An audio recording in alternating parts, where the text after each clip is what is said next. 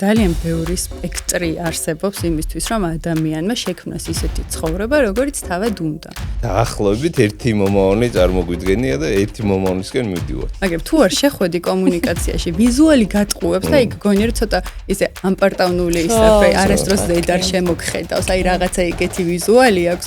და როგორც კი კომუნიკაციაში შემოვიდა, მივხვდი რომ ამის ვიზუალი ძალიან იტყუება. ჩემ გარშემოდით საკმაოდ დიდი წრე მყავს, არავინ არ იცის. აი არც ერთმა ჩემიანმა არ იცის ეს რას ნიშნავს, როგორ მუშაობს და რამდენად კარგი რაღაცაა. კი ბატონო. აი ამის დანახვაში და გაცნობიერებაში ეხმარება კოუჩინგი. თავისით რომ რაღაცა აი გაიაზროს იცი რა, აი მე რა რწმენები რა წარმოდგენა რა ვარ ზოგადად რა მაგაში აქ სიღრმეზე ადამიანი ყველაზე დიდი სირთულეა. ხო.